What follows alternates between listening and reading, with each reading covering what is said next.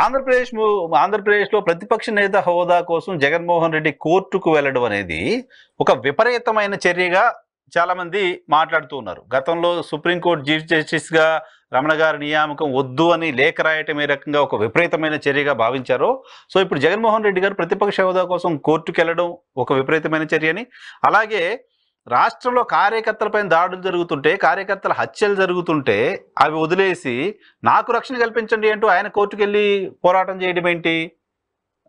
నాకే రక్షణ లేదు అనుకుంటున్న క్రమంలో కార్యకర్తలకు ఏమైనా రక్షణ కల్పించగలుగుతారు అనే ఒక చర్చ కూడా జరుగుతోంది. రెండు సందర్భాల్లో ఆయన కోర్టుకు వెళ్తున్నాడు. ఒకటి రక్షణకు సంబంధించి, రెండు ఈ ప్రతిపక్ష హోదాకి సంబంధించి.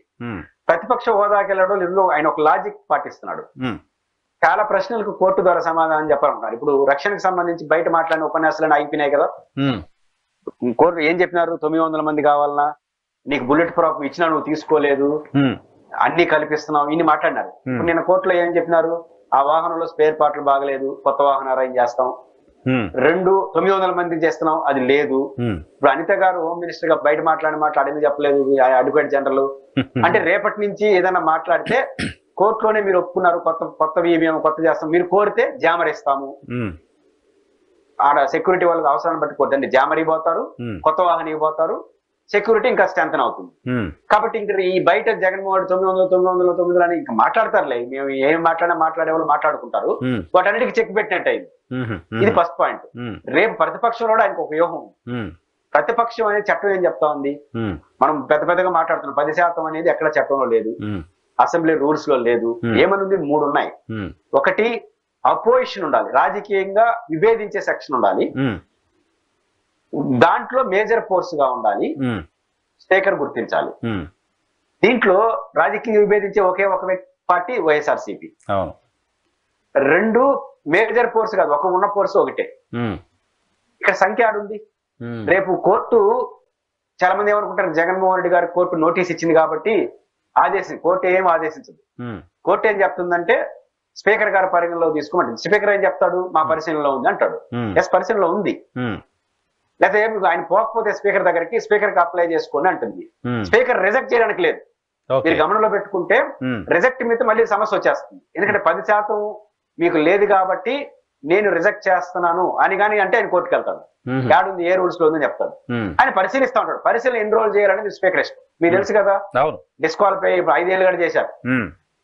దీన్ని కోర్టు ఏం చేయలేదు. 3 రోజులు చేయండి, 4 రోజులు చేయమంటే మీరు చేయండి ఫస్ట్ అంటాడు స్పీకర్. మీ ఇక్కడ కేసులు చాలా ఉన్నాయి కదా, చేయండి అంటాడు. ఆయన స్వతంత్ర అధికారం. కాబట్టి నేను పరిశీలన చేస్తానే ఉంటే అర్థం ఏంటి? 10% లేదనేది ఇంకా సమస్య కాదు అనే లాజిక్ అయిన స్పీకర్ ద్వారా చెప్పిస్తాడు రేపు. సో 10% అనేది లీగల్ గా ఉంటే ఆయన రిజెక్ట్ చేసి ఉండాలి, చేయలేదు అంటే ఇది కాదు అనేది ఎస్టాబ్లిష్ చేసే ప్రయత్నమా? జగన్మోహన్ రెడ్డి గారు కొంచెం టిపికల్ పర్సన్, పొలిటీషియన్.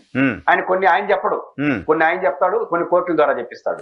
కాబట్టి ఇప్పుడు ఆయన మీడియాను వాళ్ళు ఎన్ని చెప్పినా ఆ మీడియా సంస్థలు ఆ 10% గురించి చెప్పుకుంటానే ఉంటారు.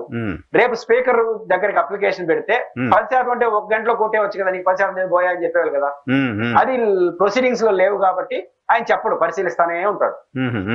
కాబట్టి పరిశీలిస్తున్నాడంటే అర్థం 10% తప్పని ఆయన చెప్పిస్తాడు. జగన్మోహన్ రెడ్డి ఒక టిపికల్ పొలిటీషియన్. కాబట్టి అందుకోసం కోర్టుకి వెళ్ళాడని నేను. ఓకే, ఇక్కడ ఇంకో పాయింట్ ఉంది. సరే, లీగల్ గా ఉందా లేదా 10% అనే దానికి సంబంధించి కోర్టులు లీగల్ గా ఏం చెప్తాయి, స్పీకర్ ఏం చెప్తాడు అనేది పక్కన పెడితే, జగన్మోహన్ రెడ్డి గారు గతంలో అధికారంలో ఉన్నప్పుడు నీ దగ్గర 23 మంది ఉన్నారు, నేను 4 గుంజేస్తే నీకు ప్రతిపక్ష హోదా కూడా ఉండదు అని ఒక మాట మాట్లాడారు. సో ఆ మాటకి ఇప్పుడు ఆయన చేస్తున్న ఫైట్ కి మధ్య వ్యత్యాసం అనేది నైతికంగా సరైనది కాదు కదా. అక్కడ ఏమొస్తుందంటే ఆవిడ 23 మంది ఉన్నారు, నేను అనుకుంటే 4-5 మందిని రమ్మంటే వచ్చేస్తారు, నా దయ నీ ప్రతిపక్షం అంటాడు చంద్రబాబు నాయుడు గారిని. అంటే ప్రతిపక్ష హోదాగా నేను ఇచ్చిన దయ, నేను అనుకుంటే నీలాగా వచ్చేస్తారని ఆయన చెప్పి అంటే అంటాం. ఆయన కూడా నమ్మినాడు 10% అనేది. ఇప్పుడు 10% అనేది అవసరము నేను నమ్మాను, మీరు నమ్ముతారు. ఇప్పుడు జగన్మోహన్ రెడ్డి గారి కేసు కోర్టు వరకు వెళ్ళిన తర్వాత ఇప్పుడు చదువుతాను మన పుస్తకాలన్నీ. ఇప్పుడు ఆంధ్రప్రదేశ్ సాంప్రదాయం ఏం మారింది? గతంలో పి జనార్దన్ రెడ్డి గారు ఉన్నప్పుడు 23 నుంచి 10% లేదని ఆయన కీలేదు. లేకపోతే రాహుల్ గాంధీ గారికి 10% ఏదో లేదని పార్లమెంట్ లో గుర్తించారు. ప్రజలు గుర్తించలేనప్పుడు మనకెందుకు లేని చెప్పి అందరూ వదిలేనారు.